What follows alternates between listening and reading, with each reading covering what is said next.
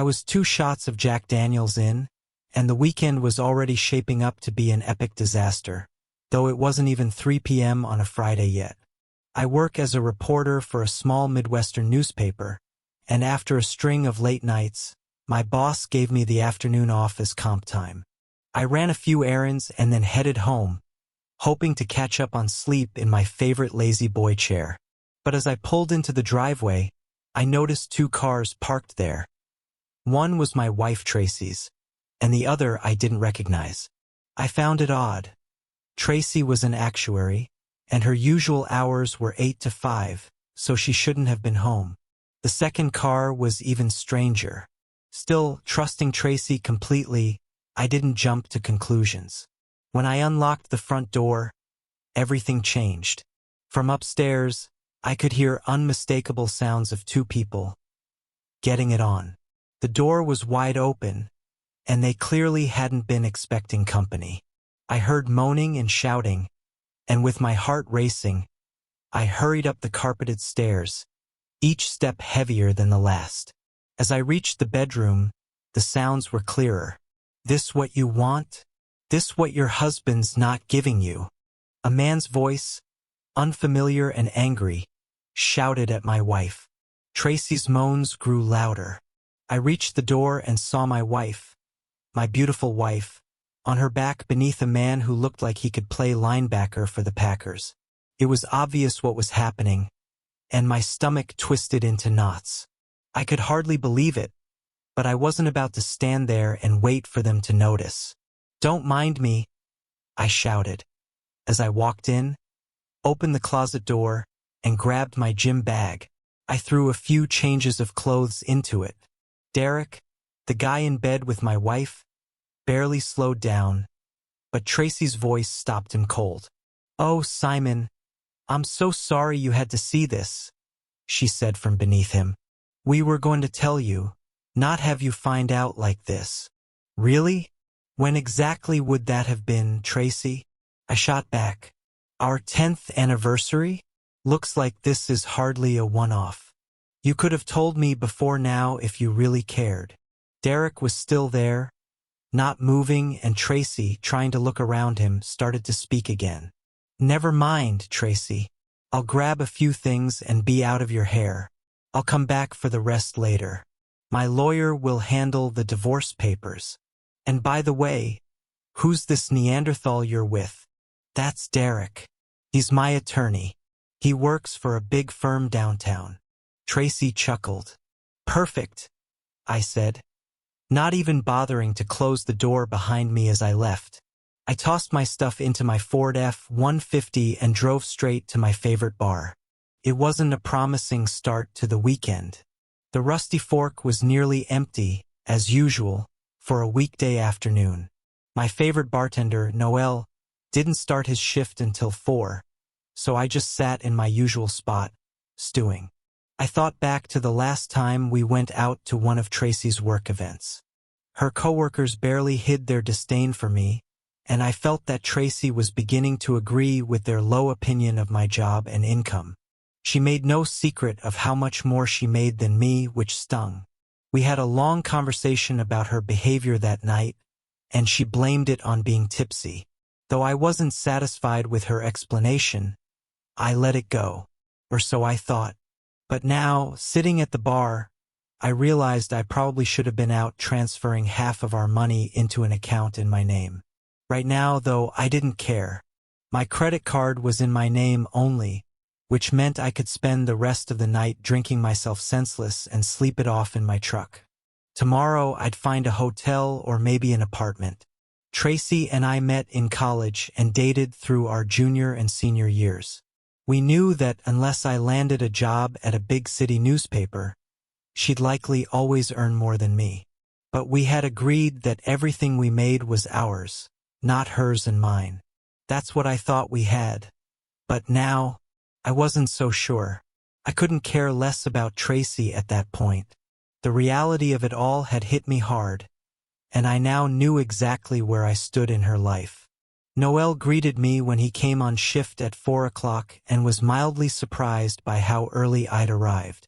I gave him a quick rundown of the earlier events and handed him my pickup keys. I told him to pour me into the cab when I was done, but to hold on to my keys until I woke up tomorrow. "That's rough, man. Finding out that way," he said sympathetically. By 9 p.m., I was deep into my drink and not feeling a thing, least of all my extremities, when a state trooper walked into the bar. He approached Noel and asked if a Mr. Simon Tillerson was there. Noel pointed me out, and the trooper made his way over. He seemed to excel at ambling slowly, I thought, in my foggy state. He told me he had some news to share, though I couldn't have anticipated what he was about to say. Tracy and Derek had died in an accident 3 hours ago. A semi had run a red light and hit their BMW convertible. They'd been trying to find me for hours, but one of my acquaintances had pointed them to my favorite bar.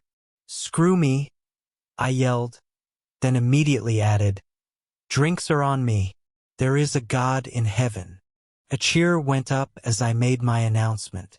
Trooper Reginald Masters looked like he'd seen a ghost, clearly not expecting a cheerful reaction from the new widower. "I get that you must be in shock, but—" "Not shock, buddy. Ecstasy." I slurred, my voice betraying my drunken state. "The reason I'm so messed up is that I caught those two screwing in my bed this afternoon. I was going to leave. Screw her dead body. This couldn't get any better." Trooper Masters still looked appalled, but I couldn't care less. "Normally, we like next of kin to identify the body to be sure," he said. "But I don't think Mr. Tillerson will be much help tonight. Noel, could you make sure someone passes the message along for him to come by the morgue tomorrow?" Noel nodded, and even though I was drunk, I understood what was going on. Though I knew I would miss my wife when the haze of alcohol lifted, at that moment, my anger toward her far outweighed any love I had left. The next morning, I woke up stiff and sore in the cab of my truck. I probably looked like hell.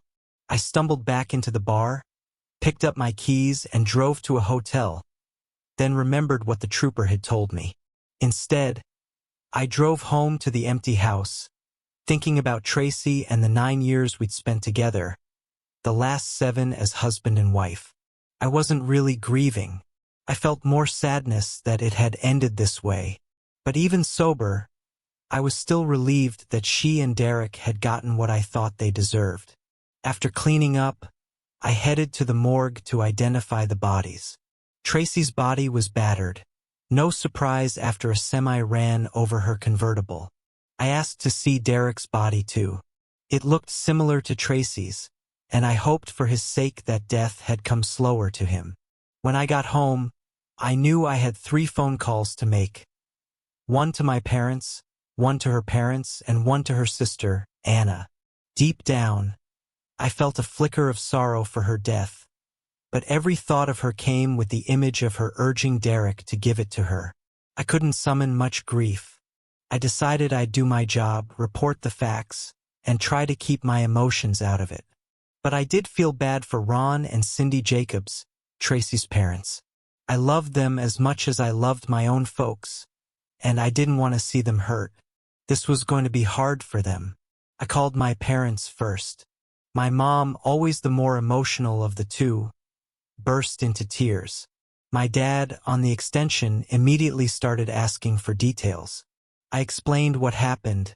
Tracy was in the car with Derek at the time of the accident. "Who's Derek Biggs?" my father asked directly. I knew the question was coming, but it still took me a moment to answer, which probably told him everything he needed to know. "An attorney friend of Tracy's," I said, trying to keep my voice steady. My dad, always sharp, didn't miss a beat. "Why was she with him instead of being home with you?" "Because she wasn't with me anymore, Dad," I replied, my voice bitter. "I caught her and Derek having sex in our bed earlier today." I knew I shouldn't have said it, but the anger surged through me, and I couldn't help it. "Son, I'm sorry to hear that," my mom said, now composed but still shaken. She'd heard enough to understand what I was talking about. Are you sure she was having sex with another man, Simon? I mean, this is not something you want to be telling people if you're not sure. I cut her off, not the least bit diplomatic. Mom, I caught them in the act. I've had enough experience to know what I was looking at. Have you talked to Ron and Cindy yet? My dad asked, his voice calm but firm. If not, what are you going to tell them? Not much unless they start grilling me like you are. I won't lie if that's what you're asking. This could get ugly. Son, he said with a bit of authority. Remember they're in mourning. Show them the respect they deserve. Yes, sir, I replied solemnly. The call to Tracy's parents went eerily the same as the one I had with mine. Tracy's mother, Cindy, broke down, while Ron immediately caught on to the fact that Tracy had been in the car with another man. She was usually home with me at that time of day. Is there something you're not telling us, Simon? I heard Ron ask, his voice full of suspicion as Cindy cried in the background. At 6 o'clock on a Friday night, Tracy should have been with you, not with another man. All right, I half yelled, half choked, into the phone. Tracy was running around on me. I caught her in bed with the guy she died with, gathered some things and left. I guess they were going out somewhere together. Ron's voice was incredulous. You caught them together in bed in your house? Yes, Ron, I replied coldly. And right now I'm so mad at her. I'm actually glad the two of them are dead. The witch and her lover got what they deserved. I knew I shouldn't have said that last part to him, but it was the truth, and I was beyond caring. Ron started yelling at me, but I interrupted him, keeping my voice steady despite my fury. Ron, while your daughter was screwing your new son-in-law, she was demanding he give it to her. Yes, your daughter and my wife. I guess this saves me the trouble of having to force her. She won't be buried in my family's plot, and I certainly won't be by her side when my time comes. Just tell me the funeral home you use, and I'll make sure her body goes there. I'll handle that part. The financial stuff you and Cindy can deal with. You can't just pretend she didn't matter, son, Ron said, trying to calm me down. You two were together for almost a decade. That can't just be erased. It can, and it has, Dad, I said flatly. We were done the minute I saw her with Derek Biggs in our bedroom. Why should her death change how I feel? Maybe in time you'll feel differently, Ron whispered, his voice softer now. You'll wish you'd had a proper goodbye. I don't think so, I said just as quietly. The funeral service was held at Ron and Cindy's church, the same church where Tracy and I had made our vows before God and both families. The irony wasn't lost on me. I thought about attending for a brief moment, but then the anger flared up again. Did you ever feel like choking the life out of a dead person? That's where I was. Attending the funeral might have made Tracy's parents feel better, but it would have just filled me with rage. And trust me, I had plenty of that. About an hour after I figured the service would be over, I got a call from Tracy's sister, Anna.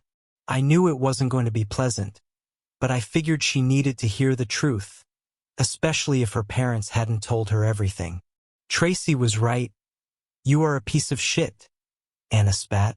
You're a small man with small dreams and a small tool. You write small stories for a small newspaper and have a small future. I always wondered what took her so long to start cheating on you. Well, pleasant day to you too, Anna, I replied flatly. So, I'm guessing you knew all along? If I was such a bad guy, why would you want me around? Because you embarrassed my parents, you piece of shit, Anna snapped. How can you answer for why Tracy's husband wasn't at the funeral? My parents practically died of embarrassment having to tell the Reverend why you weren't coming. Good for you, Anna snapped. I hope you die too. Now you're catching on, I yelled into the phone. That's exactly what I thought about your sister and her lover after I caught them. And you know what? I got lucky. They did die. So why don't you just leave me the hell alone? I hung up, feeling strangely relieved. With everything that had happened, I decided to make a clean break. I hired a realtor and put the house up for sale immediately. I moved my stuff into the spare bedroom and sold off all of our bedroom furniture, including the sheets and pillowcases, for dirt cheap. I wasn't going to touch any of that stuff again. As for the rest of Tracy's things, I took her jewelry. Most of it was from me, and sold it to a local jeweler, donating the proceeds to a church food pantry. Her clothes and everything else went into boxes, which I took to her parents, telling them they could keep or dispose of the items at their leisure. Those boxes included our wedding album and the usual small photos you keep of each other. I had enough photos of Tracy in my head, especially the last one of her in Derek Biggs' arms in our marital bed. That image would never leave me. Ron and I exchanged small talk while we unloaded the last of the boxes from my truck. When it was all done, we shared a tight family hug. I think we were all crying, but I couldn't say anything. My voice failed me. "See you guys?" I whispered, my throat tight. That was everything I needed to do in the first 2 weeks after Tracy's death. Somewhere in the midst of all that, I received a call from Cruz Miller Insurance.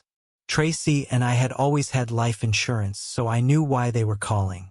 It just hadn't been a priority until I got everything else squared away. Now, with the obvious tasks done, I returned their call. Tracy had been the one to handle all of our insurance purchases. Since it was her field of expertise, I'd always deferred to her final decisions. One of those decisions was a $1 million life policy on each of us, with a double indemnity clause for accidental death prior to age 45. That meant a $2 million payout was coming my way. But then the insurance agent told me something that nearly made me choke on my coffee. It turns out, since the driver of the truck had caused the accident, his company would be liable for a wrongful death payout unless I chose to sue them. She advised me to ask for no less than $2 million, though she thought $3 to $4 million would be more reasonable in this situation. After the lawyer took his cut, I ended up with about $5 million in the bank, well, $4.75 million after the lawyer's fee. Honestly, at that point, I couldn't have cared less. I was completely numb. The trucking company also settled with Derek Biggs' widow, and we signed both settlements at the same time and place. I had never met Derek's widow before, but when I did, I couldn't help but notice how beautiful she was. I wondered why Derek would risk his marriage for an affair, but I guessed he was so confident he wouldn't get caught that he never thought twice about it. After the paperwork was signed, Ellie Biggs invited me for coffee.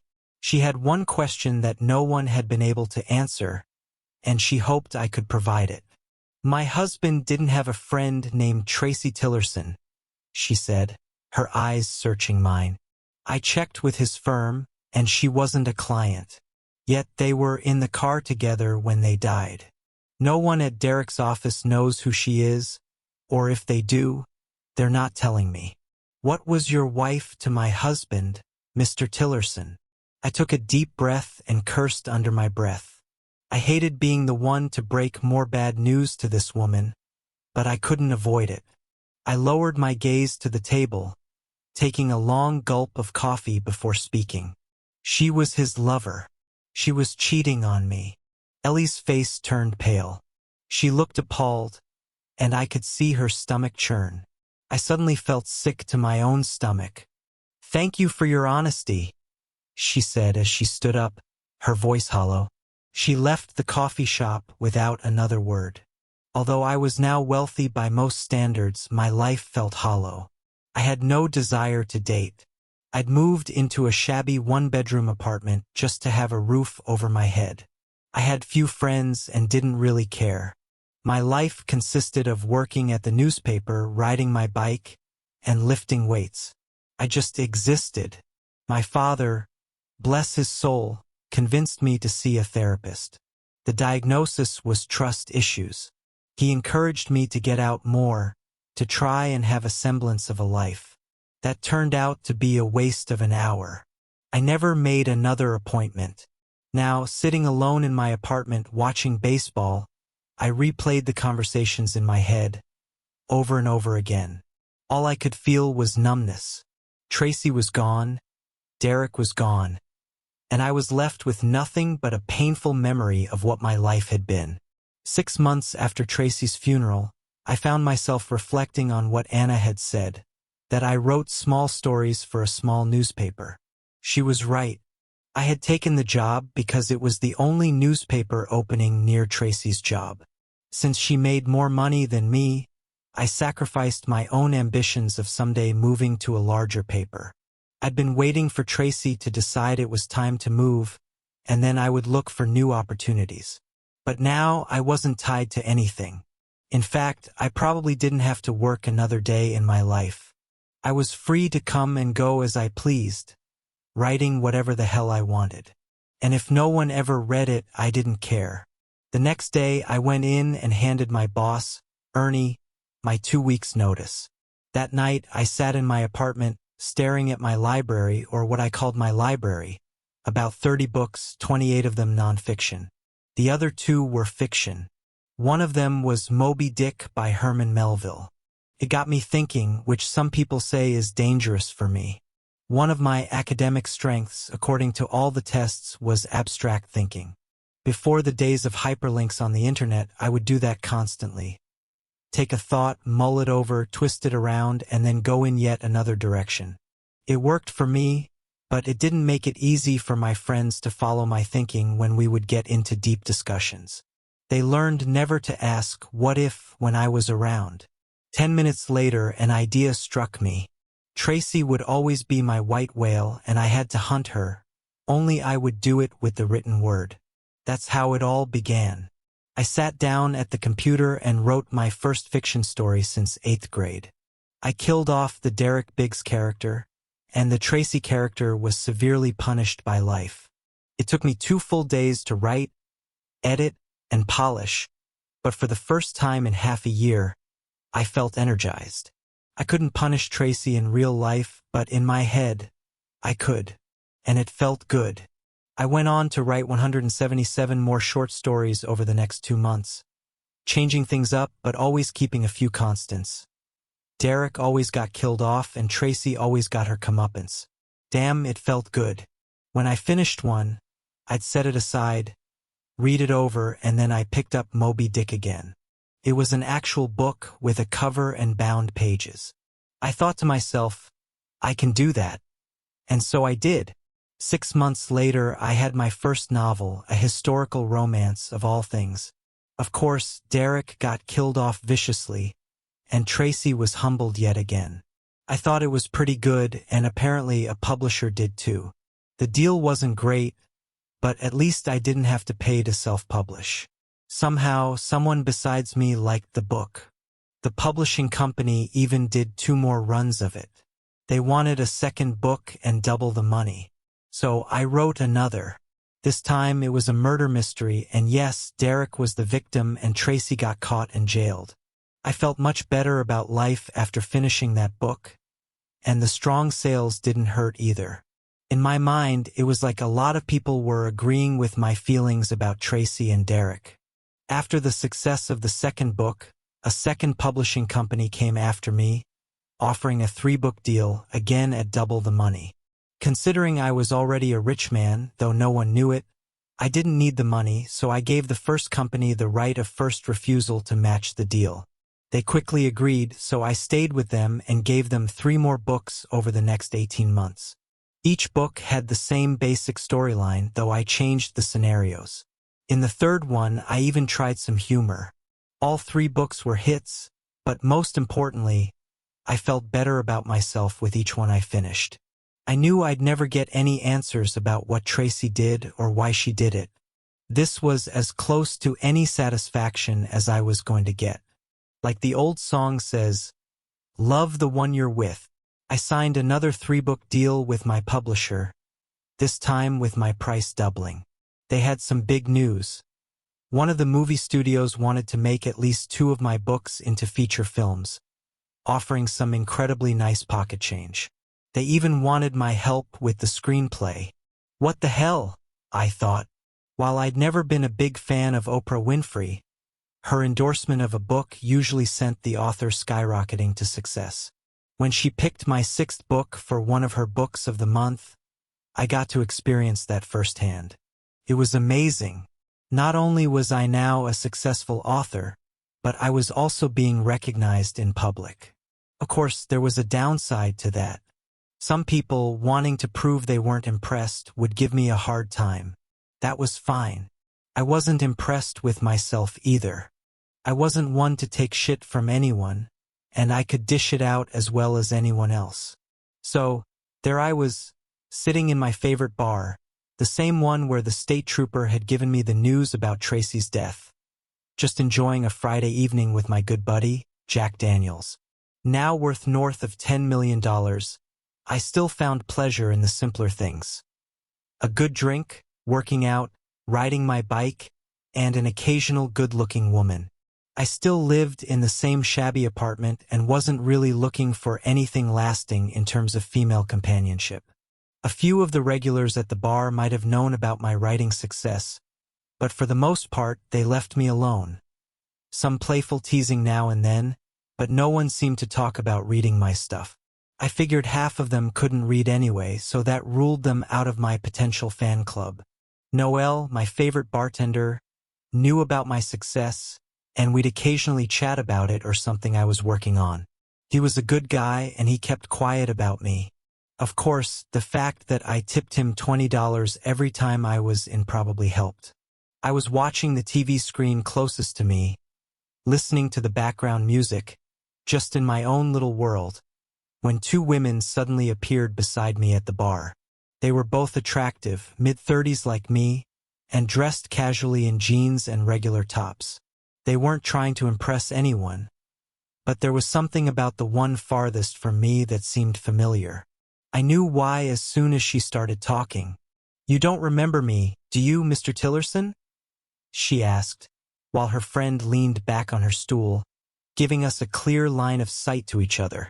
At first, I didn't recognize her, but then it clicked. I was looking at Ellie Biggs, Derek Biggs' widow. I'd only met her once, at the settlement signing when the trucking company paid us for killing our cheating spouses. "I most certainly do remember you, Mrs. Biggs," I said. "It took me a minute, though. How have you been? You look great, if you don't mind me saying."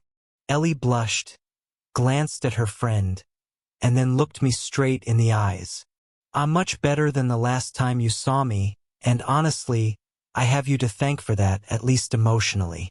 You see, Derek's death left me about $2 million richer, but I was a total mess when he was killed. Then, on top of that, I found out he was cheating on me. I was both sad and angry, especially angry that I'd never get to tell that cheating prick what I thought about him. Then one day, Rachel here brought me your first book. She saw your name on the cover and remembered our meeting. At first, I started skimming it, realizing you were writing about our worthless spouses, and you just kept drawing me in. When Derek's character was killed off, I can't describe the relief I felt. Then when Tracy got hers, I felt vindicated, for lack of a better word. That was the best I'd felt since that horrible day. Since then, I've read every single book you've written. It may sound stupid, but they make me feel better about myself. I usually giggle like a schoolgirl when Derek and Tracy get theirs. I feel the same way when I finish writing one, I replied with a grin. I'm glad I could help, and, considering how well they've sold, I guess a lot of people can relate to what we've been through. I never really considered writing as a career, I continued. Hell, I hadn't written fiction since 8th grade. But since I didn't have to write for money, what with my settlement and all, I guess that helped things flow. I'll keep doing it as long as it feels good. The 3 of us moved to a table, and I bought a couple of snack trays for us to munch on. We talked until midnight, when the ladies said they needed to get going. I told them honestly, I can't remember the last time I had such a nice night. How about we do this again sometime? How about next Friday night? I suggested. But this time, let's start with a real dinner on me. They both agreed. The following Friday, I met them at my favorite Italian restaurant, and we had another good time. Both women were gorgeous. Ellie had long blonde hair, blue eyes, and a curvaceous figure, while Rachel had long black hair and a toned, athletic build, more like a volleyball player, with long legs and a solid frame. She wore a short, clingy skirt that showed off her best assets. Truthfully, I felt slightly awkward sitting there with the two best-looking women in the restaurant. Oh, who am I kidding? I absolutely loved it. We enjoyed an excellent meal, good conversation, and a night full of laughter. As I got to know the pair, the conversation flowed easily. But as the restaurant's waiting room started filling up, I didn't want to keep anyone waiting. So I suggested we leave the table and head for a drink at a nearby club. Rachel politely begged off, and I agreed to drive Ellie home after the drink. The bar at Stella's was only half full, making it easy for Ellie and me to talk. The first thing I asked her was if she or Rachel was the winner. Did the winner get me, or did the loser? Apparently, she didn't think I had much insight into how the female mind worked because she blushed deep red. I'm the winner, she stammered quietly. Actually, I said with a grin, I think I'm the winner. I think every guy in the restaurant wanted to beat the crap out of me for hogging the two prettiest women. Ellie blushed again, but this time, she looked at me seriously. Can I tell you something, and you promise you won't get mad at me? She scrunched her face up, clearly conflicted.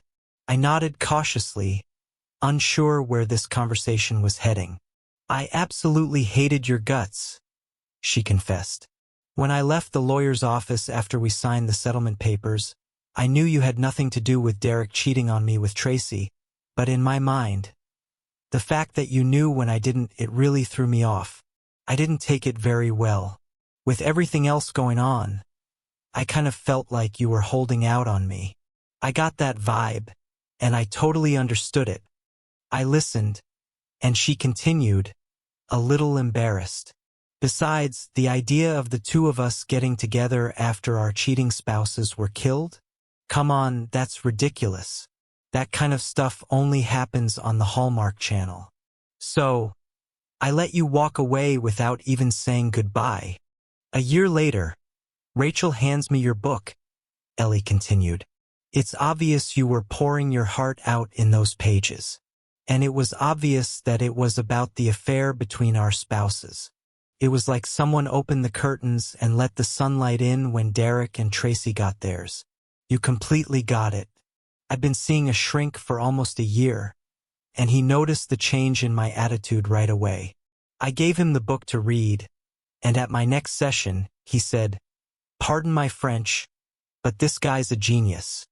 Well, if I'm some kind of genius, I said with a wry smile, why am I living in a hole in the wall with more than $10 million in the bank? Ellie looked stunned. I knew you had your settlement money and the big insurance policy, but I didn't realize you were doing that well for yourself. Why are you living like that? I sighed, feeling the weight of my own words. Because when you're by yourself and you're afraid to trust anyone, money doesn't mean a whole lot.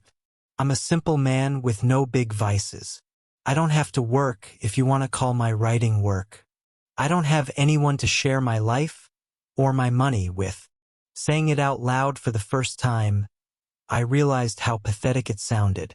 I had been living in a fantasy world where I made Tracy and Derek pay for their cheating ways every 6 months or so. Yes, it was fun, but I wasn't really living, I was merely existing. I don't know how long I sat there, staring into space, feeling nothing, hearing nothing, until suddenly, I felt a spark. The electricity wasn't coming from me. It was coming from Ellie's lips as they pressed against mine. Her tongue found its way into my mouth, and I kissed her back like a man lost in the desert finding a sip of water. We stayed joined at the lips for what felt like 30 seconds before she pulled away. "I need you to pay the tab and take me back to your apartment," she said, her voice low but firm. I did exactly that, like a man waking from a dream.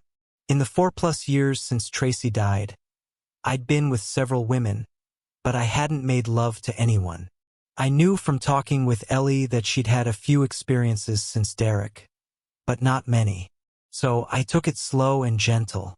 Our kisses were deep and meaningful, and we explored each other's bodies slowly, truly feeling with our fingertips. Stevie Wonder would have been proud of us.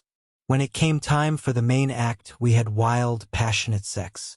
I lost all sense of time and space for a second, and when I regained my senses, everything felt different, better, even. I was gently lying on top of Ellie, mostly supporting myself with my arms, which were beginning to quiver from the strain. Slowly, I rolled us onto our sides so we were facing each other. She opened her eyes, still gasping for breath, and without a sound, she mouthed, "Wow!" We lay there, silently staring at each other, exchanging playful kisses like teenagers. Finally, Ellie spoke, her voice soft but clear. "I completely understand everything you've told me," she said, "and all I can say is, if you let me in and trust me, I will prove worthy of your trust every day for the rest of our lives." "If that's a proposal I accept," I said with a grin. No, we didn't get married after just one incredible night, but that night marked the beginning of the rest of our lives together. A year later, we tied the knot, both certain that we had put our personal issues behind us. We moved into a large new house we had built out in the country, a beautiful place with 5 bedrooms, one for us and one each for the 4 children we planned to have.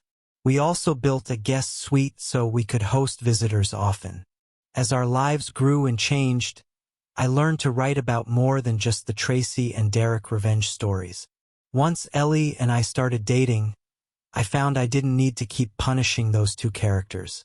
But since it still sold well and was fun to write, I kept penning 1 or 2 stories a year, much to the delight of my publisher's accountants. The Karma train had been good to me, and I was happy to bring a few more passengers along for the ride. Story 2. I'm a 37-year-old man, married to Amy, a 32-year-old woman, for 2.5 years. It's hard to pinpoint one exact moment that sums up everything that's happened, but I believe things took a turn for the worse after that phone call. I was in the living room, watching football highlights from the day before, when my wife's phone started ringing. Annoyed by the disruption, I grabbed it and brought it to her in the kitchen, asking her to handle it. Then the phone rang again, and this time, she seemed ready to confront the caller. Amy had a rule about keeping work out of her home life. She believed it was important to maintain a clear boundary between our professional and personal lives. She never took work calls on the weekend and preferred handling urgent matters through email. I was half expecting her to explode, but instead, she went silent. Her expression shifted, and I knew something was up. It wasn't until dinner that she told me what the call was about. "They're transferring us out of state," she said. "Transfer? Why?" I asked, immediately realizing the gravity of the situation. She explained that the company was expanding and wanted employees to oversee new branches. It was clear what had happened, but I was still thrown off. Transfers like this don't typically happen to married individuals without their consent. Amy hadn't asked for the transfer, I thought, but when I asked if she had declined it, she explained that it came with a promotion she had been working towards her entire career. It was becoming clear. Amy was ambitious, and I admired that. For the past year, she had worked tirelessly for this promotion, volunteering, putting in extra hours, and making sure her team ran smoothly. Now, it was paying off, though not in the way we expected. Her salary would double with numerous perks and benefits. But for Amy, it was never just about the money. It was about climbing the corporate ladder. "What do you think I should do?" she asked. All I could say was, "It's not your fault. But this puts me in a difficult position. I had two clear options. I could advise her to turn down the transfer, sacrificing the promotion, or I could be supportive and give her my blessing to pursue the opportunity she had worked so hard for. In my mind, I thought long-distance marriages could work, though I hadn't seen many examples. I told her, "I support your decision. Whatever you choose, we can make it work." Now, I deeply regret those words. She was thrilled, and in that moment, I convinced myself I had made the right choice. I told myself that people maintained marriages while spending months away from their families, keeping the spark alive. Looking back, she didn't give me much room to refuse. If I had been honest with her and asked her not to take the job, she would have considered it. But it might have come at a cost, potentially leading to the collapse of our marriage. I didn't want that. I didn't want her to feel like I was holding her back. The lesser evil, I thought, was to let her go. She spent the evening thanking me for being understanding, but deep down, I felt a gnawing irritation. I realized that Amy had manipulated me into making the decision she wanted. She had baited me, but still, she seemed genuinely excited about the new opportunity. After all the travel arrangements were made, we had a long discussion about how to make our marriage work. We agreed to talk every day and stay involved in each other's lives. The idea of infidelity never crossed my mind. I believed Amy was too focused on her career to consider it. Her company gave her 5 days off each month to come home, and she assured me, "It'll work." Little did I know, my marriage ended at that moment. Like all long-distance relationships, it started with constant phone calls. I even bought her a Bluetooth earpiece so we could talk while she worked. For the first 2 months, it seemed to be working.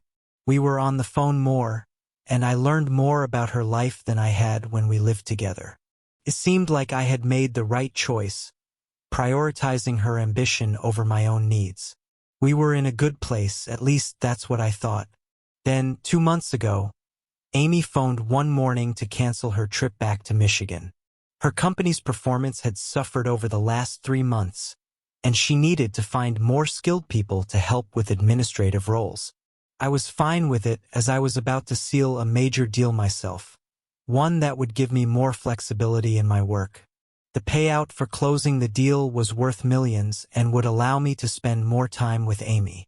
Waiting for 5 days to surprise her seemed insignificant compared to the time we could spend together. I kept the deal a secret, hoping to give Amy a pleasant surprise, so I needed to stay focused and avoid distractions.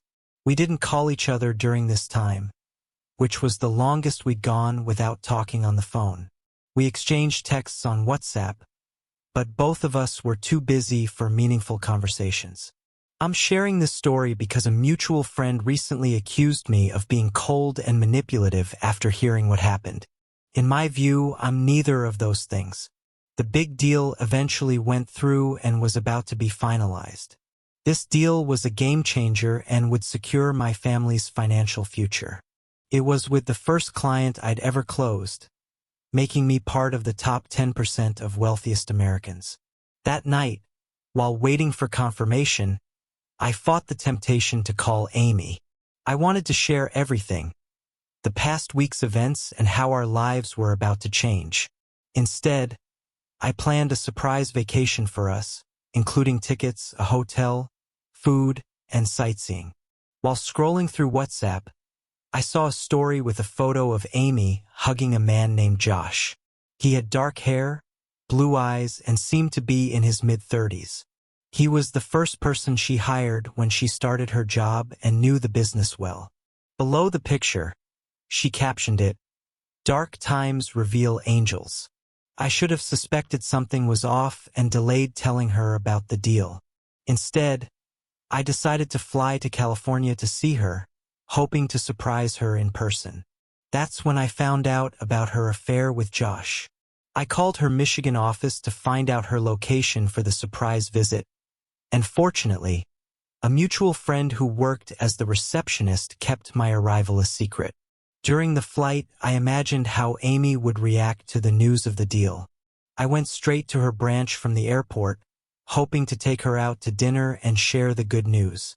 However, I was told she hadn't shown up for work that day, so I took an Uber to the address I was given, wondering why the receptionist at her branch seemed surprised to learn Amy was married.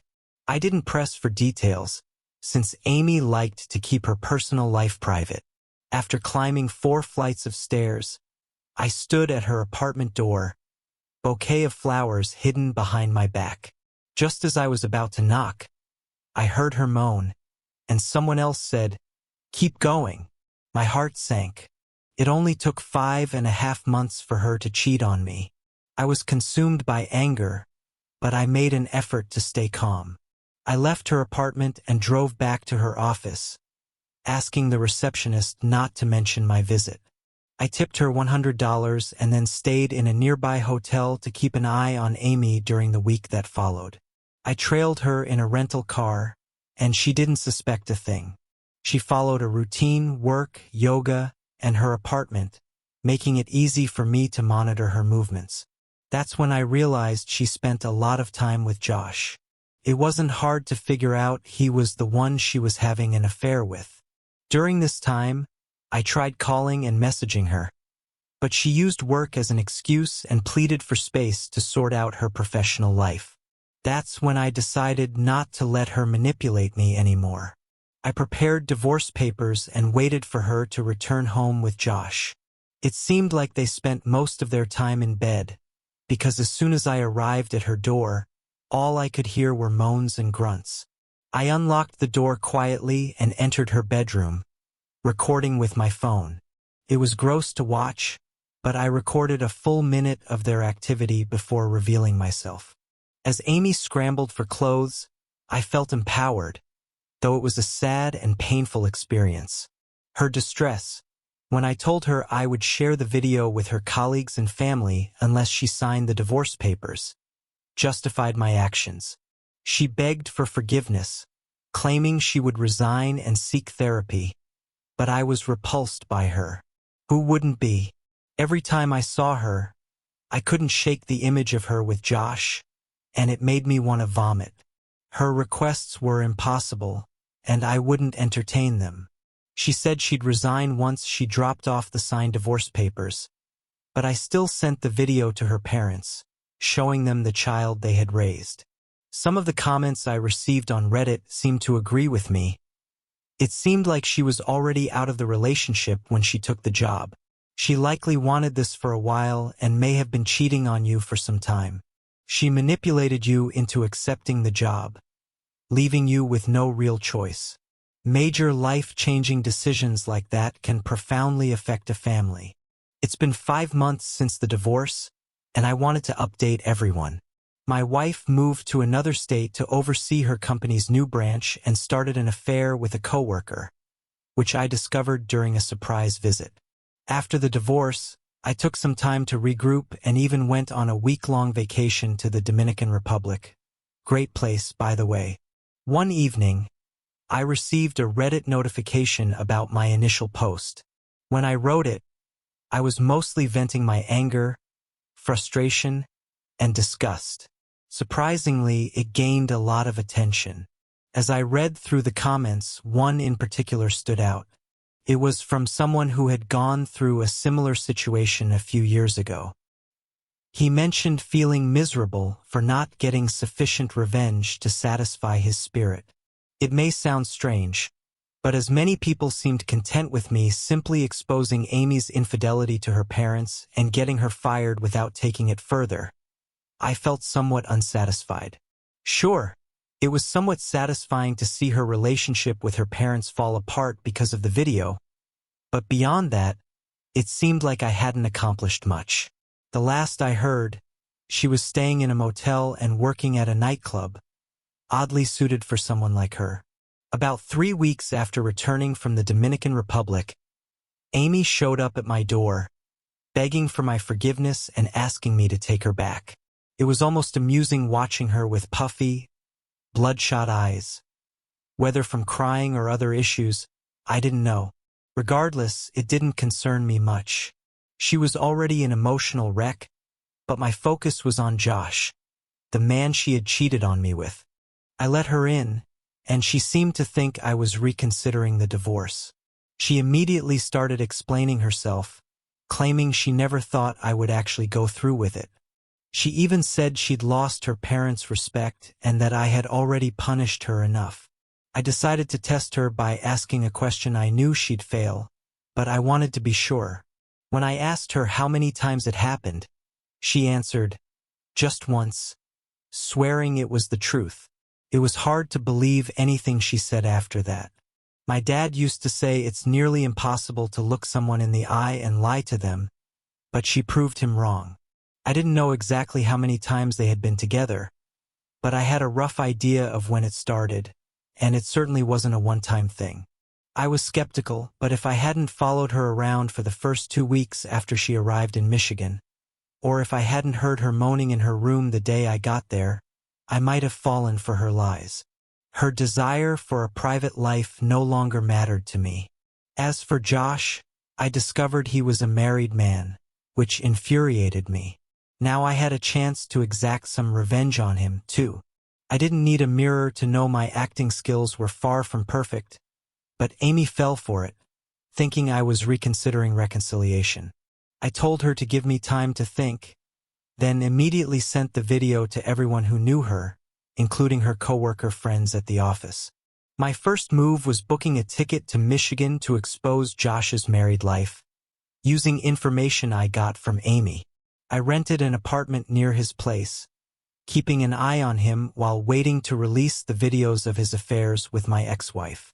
Meanwhile, I watched his wife, Sunny. She was stunning, blonde hair, gray eyes, and a captivating smile.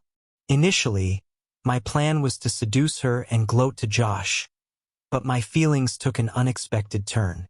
Sunny was a kind and genuine person, and we developed a close friendship. I even started seeing less of Josh for a while. I learned that Josh had lost his job and was desperately trying to avoid suspicion from Sunny during our conversations. Sunny also shared her marital problems, revealing how her husband had barely paid attention to her until recently. Unbeknownst to her, this information gave me the ammunition I needed. I revealed the truth to Sunny and showed her the video, which haunted my dreams. She was easily convinced, and we planned how she would confront Josh. Although I wasn't there to witness it, I made sure Josh knew I was behind his troubles. The last I heard, he was being deported. Now I can say I feel satisfied. Letters were sent to various people, including family, friends, homemakers, professionals, factory workers, doctors, lawyers, educators, priests, preachers, and even Facebook friends. The common thread among them all was their connection to Amy and Josh. The message read, "Hello, I'm Ben Taylor, Amy's husband, and I have some information about my wife and her friend, information that some of you may already be aware of or suspect. I've made the choice to eliminate all uncertainty and share what I know. I realize many of you may not like this, and some might even hate me for it, but I'm prepared to face the consequences. Please look at the first attachment. It's a picture of Amy and Josh sharing a passionate kiss. This photo was taken 3 months ago at her company picnic. They thought they were being discreet, but a friend who was searching for his children witnessed it. He took the pictures and gave them to me, thinking I might need them. That's what a good friend does. I must admit that I became a typical insecure husband after that. I needed to find out everything, even if it hurt. And it did hurt. Our commitments to each other and to God, in front of friends and family, were broken due to lust. I keep tormenting myself with the question of why it happened. Could it be because I left her alone for extended periods while I was involved in covert operations? No, wait, I never served in the military. I spent a lot of time wondering why Amy cheated, trying to find reasons that made sense to me. Was it because I left her alone for work? No, that couldn't be it. I didn't go on business trips and I hardly worked overtime. I was home no later than 5:30 every evening. Maybe it was because I abandoned all my hobbies and left her and the kids to themselves while I had fun on my own. missing birthdays, holidays, and anniversaries. No, that wasn't the case either. My only hobby was making her happy, surprising her with little gifts and weekend getaways. She had to keep an eye on me to ensure I didn't go overboard on those occasions. Fortunately, we didn't have any kids. I wasn't tough on her mentally or physically.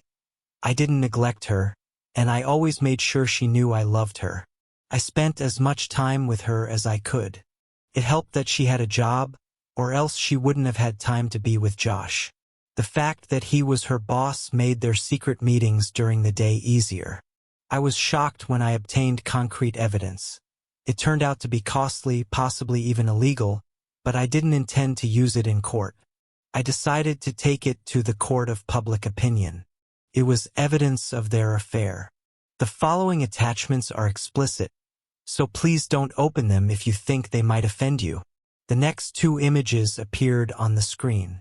The first was a top-down photo of Amy looking up at Josh lovingly, with the caption, "She's really good at this."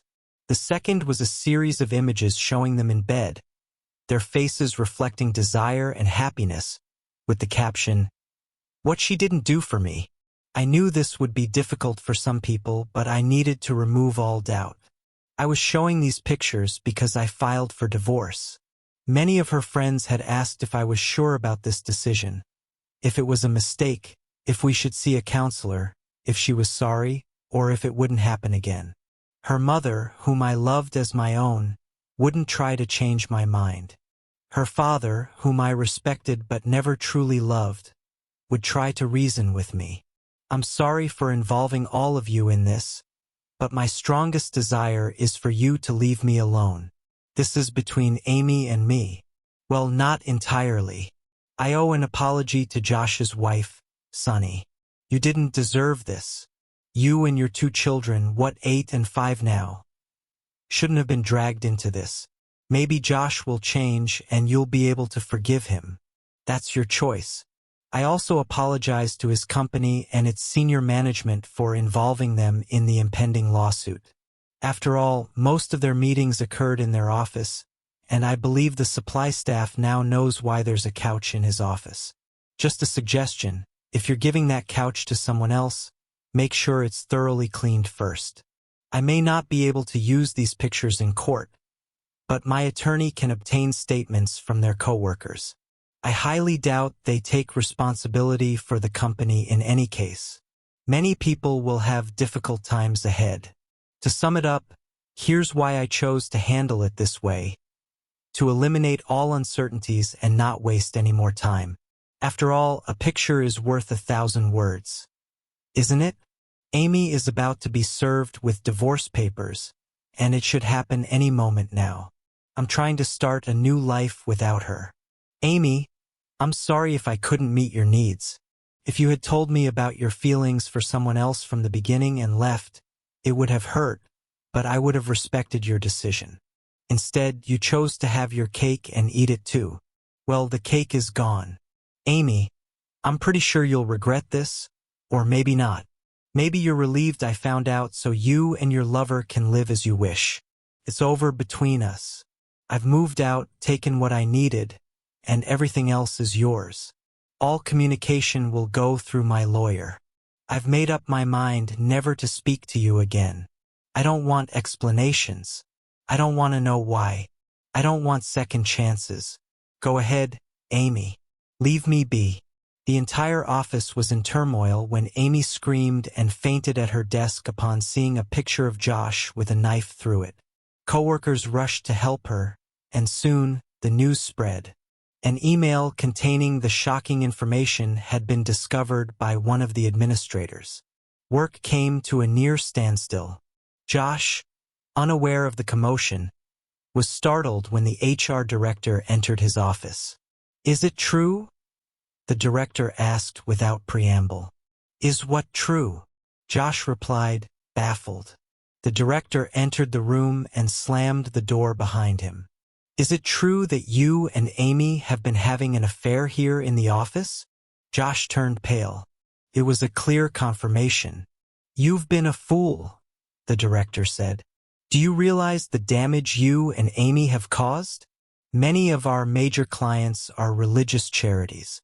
How do you think they'll react to the news that 2 of our senior employees have engaged in inappropriate conduct on company premises during working hours? Josh's breath was heavy. I've just come from a meeting with senior management, the HR director said. The CEO called and demanded verification. He's already received calls from the Archbishop, the president of a Baptist charity, and Rabbi Fredman. Things are not looking good. He paused, staring at Josh. I want you out of here in 15 minutes. You're suspended pending an investigation. No, wait, make it half an hour. As we speak, Amy is being escorted out of the office. You haven't seen that yet. Check your email for the message her husband sent. Josh's hands trembled as he hit the button to open the email. What had started as a casual affair had now erupted into chaos. He had hoped it would remain fun and hidden, but their feelings for each other had intensified. He thought they could keep their secret, but now their lives were falling apart. Josh quickly dialed Sunny's number. To his surprise, she answered calmly. Maybe she hadn't seen the email yet.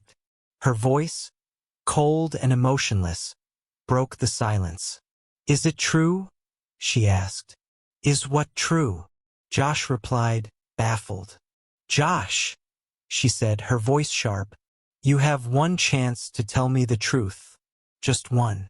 If you deny it and I catch you in a lie, all future conversations will be handled by lawyers. Is it true? The walls were closing in on him. He loved Sunny, but he had no choice. I'm so sorry, honey. Yes, it's true, he confessed. She cut him off abruptly. I'm packing 2 suitcases with your favorite things. They'll be in the garage. Come get them while I pick up the kids from school. I'd go myself, but at least one of us has to act like the responsible adult here, especially with the kids involved. For now, I'll tell them you had to leave for a business trip. Understand one thing. If I decide not to try to salvage everything, you'll be the one explaining to our kids why Dad doesn't live here anymore. They won't understand now, but they will in a few years. I hope this doesn't push them away from you. She paused, her words sharp. I'm leaving. Don't try to reach out to me. If I decide to, I'll initiate contact. A moment of silence stretched between them. Then came a piercing scream. Damn you! She yelled before abruptly ending the call. Josh stared at his phone, paralyzed, before letting it slip from his grip. Almost immediately, the phone began to ring. Glancing at the caller ID, he saw it was Amy. Hesitantly, he answered. For a minute, all he could hear were crying and sniffling. Then Amy spoke, her voice barely audible. Josh, what are we going to do? You're my life. We were planning to start a family next year. I can't bear to lose you. I can't. For the 20th time that day, he felt overwhelmed with a profound sadness. What have we done? He whispered aloud. I feel the same way about Sunny, but honestly, Amy, I don't see a happy ending for either of us, Josh said, his voice heavy. If we truly loved each other, maybe we would have embraced our freedom and been together. But we like each other, yet we never intended to be together. Our careers are over, if not now, then very soon. Sunny's kicked me out, and I'm not sure if we'll ever be together again. I'm genuinely sorry for Ben. Do you think if I talked to them, explaining there was no love, it might help? No, Amy replied resolutely. I believe the best thing for you right now is to stay as far away from us as possible. Every time he sees you, he'll remember what we did. He's never been violent, but he's never been hurt like this. I'll speak to you later, but only if I think it's a good idea. She paused briefly before adding, No, I don't think it's a good idea. All they need to do is discover that we're communicating, and that would undermine everything we're trying to rebuild. I'm sorry it has come to this, Amy. You know I never meant to hurt you, Josh said, his voice soft. I feel the same way, Amy replied with a sigh. I hope things work out with Sunny. I know how much you love her. I can't believe we were ever that foolish. Goodbye, Josh, and good luck with that." She hung up, leaving Josh alone with his thoughts. As promised, Ben never spoke to Amy again. He remained uncooperative, refusing negotiations and court-mandated counseling sessions. Instead, he opted to face a contempt charge, turning up at the office to be served with the charge by confused police officers. After no arrest warrant was issued, the judge expressed skepticism but sent him to jail over the following weekends, releasing him on Sunday nights so he could attend work. Amy eventually canceled the counseling sessions, admitting defeat. The divorce proceedings dragged on for nearly a year.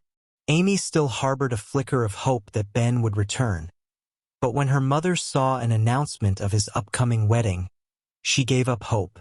On Ben's wedding day, Amy, overwhelmed with emotions, got drunk for the first time in 2 years. While time might not completely heal all wounds, for Amy, it was clear that her decisions would haunt her for the rest of her life. Eventually, Amy began dating again. She had 2 serious relationships that ended without her ever sharing her past. But she finally met a man who loved her enough to let the past remain behind and focus on the future. They married, and for the first time in a long time, Amy found happiness. She became cautious in her interactions with other men, particularly at work. Her colleagues jokingly referred to her as a nun, because she rarely attended social events and kept her conversations with men strictly work-related. 2 years after her wedding, Amy unexpectedly ran into Ben. He had left town after reaching a confidential settlement with her former company to avoid a court case. But now he was back in town for his sister's 25th wedding anniversary celebration. Amy saw him sitting on a park bench by chance. At first, she wasn't sure it was him. He looked thinner with some gray hair.